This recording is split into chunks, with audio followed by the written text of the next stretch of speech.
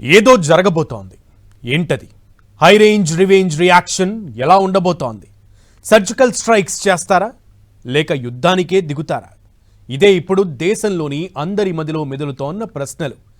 పిచ్చి పట్టిన కుక్కల్లాగా అమాయకులపై పహల్గాంపై దాడి చేసి చంపేసిన టెర్రరిస్టులకు ఏ శిక్ష విధించబోతున్నారు? ఇదే ప్రశ్న. దానికి మన ప్రధాని ఇచ్చిన సమాధానం ఉగ్రవాదులు కలలో కూడా ఊహించలేని శిక్ష వేస్తామన్నారు. ఈ దిశగానే పరిణామాలు చోటు చేసుకుంటున్నట్లుగా అర్థమవుతోంది. ఇప్పటికే కేంద్రం ఢిల్లీ అఖిలపక్ష సమావేశం ఏర్పాటు చేసింది. మరోవైపు పాకిస్తాన్ కూడా మేము ప్రతిచర్య తీసుకోగలమన్నట్లుగా భారత్తో గత ఒప్పందాలు రద్దు చేసుకుంటున్నట్లుగా ప్రకటించింది. अब आतंकियों की बची खुची जमीन को भी मिट्टी में मिलाने का समय आ गया है.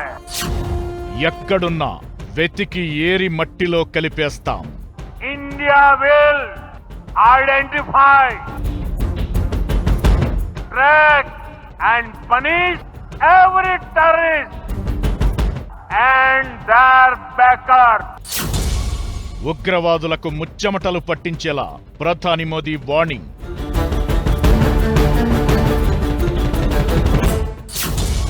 పాకిస్తానీలను దేశం విడిచి వెళ్లిపోవాలంటూ ఆదేశం.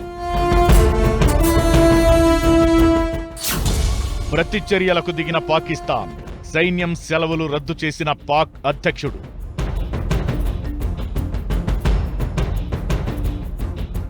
పహల్గాం దాడికి భారత్ తీసుకునే యాక్షన్ ఎవరూ ఊహించలేనంత రేంజ్లో ఉంటుందంటూ ప్రధానమంత్రి మోదీ బీహార్లో ప్రకటించారు.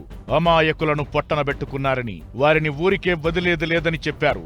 ఉగ్రవాదంపై యుద్ధం ప్రారంభించామని, ఇది చివరి వరకు సాగుతుందంటూ చెప్పారాయన.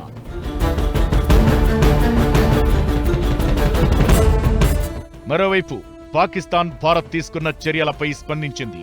సింధు జలాల ఒప్పందం రద్దు చేయడం యుద్ధ చర్యల్లో భాగమని చెబుతూ తమ సైన్యం సెలవులను రద్దు చేసింది. భారత్ దాడి చేస్తే తిప్పికొట్టాలంటూ తమ సైనికాధికారులకు ఆదేశాలిచ్చింది. అంతేకాదు, భారత్తో చేసుకున్న అన్ని ఒప్పందాలను నిలిపేస్తున్నట్లు చెప్పుకొచ్చింది. పాక్ భూ సరిహద్దు వైపు బార్డర్ వాఘాని మూసేసింది. అలానే పాక్ గగనతలంపై కూడా భారత విమానాలపై నిషేధం విధించింది.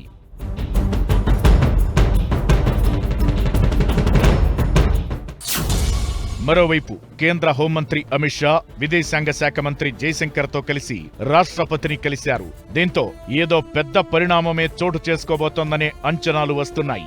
అది మెరుపు దాడులా లేక యుద్ధమా అనేది తేలాల్సి ఉంది. దీనికి ముందే అరేబియా సముద్రంలో ఇండియన్ నేవీ ఐఎన్ఎస్ సూరత్ ద్వారా మిస్సైల్ టెస్ట్ చేసింది.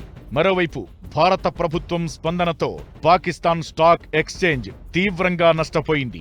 అసలే అంతంత మాత్రంగా నడిచే కరాచీ ఎక్స్చేంజ్ తాజా పరిణామాలతో దాదాపు 2000 పాయింట్లు నష్టపోయింది. దీంతో సైట్ కూడా మూసేసుకోవాల్సిన పరిస్థితి ఏర్పడింది.